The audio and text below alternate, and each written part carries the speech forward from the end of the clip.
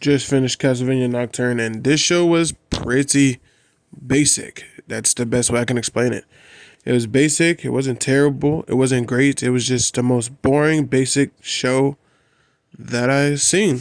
As someone who came into this show super excited after finishing the first Castlevania, it was a huge letdown. So many things. Like, one of the worst problems with this show is the pacing. The fact that it took 8 episodes, well, it could have been done in like 4. This show was a bunch of let's do this, but when that shit happened, it didn't resolve in anything moving the plot forward.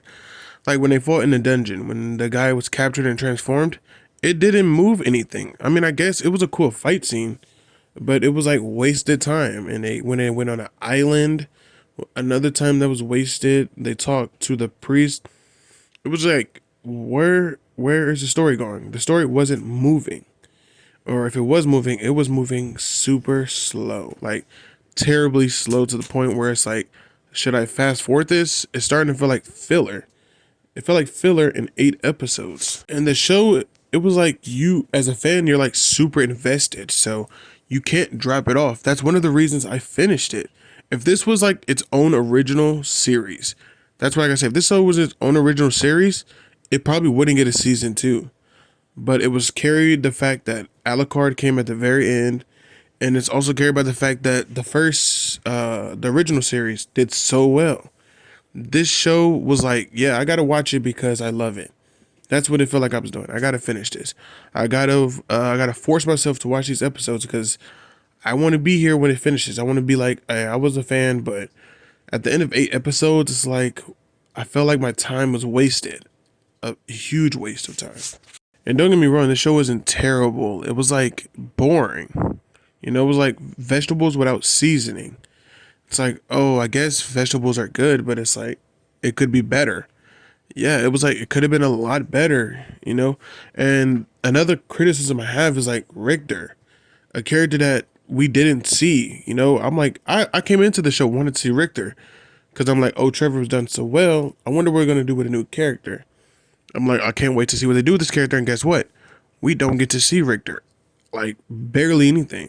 He had the most basic, oh, I'm scared. I got my powers back and I'm not scared no more. But it was like, I still don't know who Richter is. After 8 episodes of the poster boy, I don't even know who he is. He's just a vampire. I mean, he's just a Belmont that kills vampires. I guess that's his story. And his mom is dead. But it was like, I wish I would have saw more of him. Is basically what I'm saying.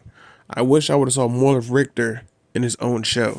The other characters in the show were complete trash. I'm not even gonna sugarcoat it. Every other character in the show was terrible. They were annoying, especially these 2 female characters. They were the equivalent of I know it all and I can do it all bad by myself. Which is fine when done well. That's what made Cypher so good. If she was bad, I could do it all by myself, but she didn't move in that way. And the last thing I gotta get into, the best part and the worst part of this show.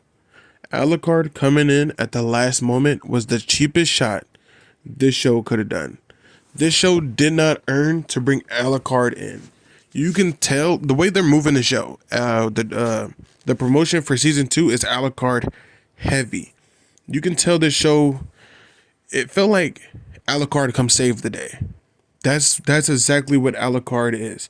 Not in terms of killing the vampire story wise. Alucard come save the day. We don't know if this show is going to be successful. That's exactly the feeling I got from this. Because watching the show, Alucard came in. I'm not going to lie. I was hyped. I was smiling. The biggest smile was on my face until I realized, oh, that was the last episode. That's exactly how I went. It was like, holy crap, Alucard's back. I can't wait to finish this. Episode end, wait for season 2. That's the biggest save ever. He saved the show. And I'm like, because now I definitely want to see what Alucard does. And the question I have for you guys is, be honest with me. Was Castlevania Necromancer carried by the fact that Castlevania did so well? Or do you truly believe that this show would have been successful without the previous show? And it's fine if you do like the show. I'm not saying you gotta dislike it. I'm just saying that I really believe that this show was carried by the previous successor. But that's all. Thank you and peace.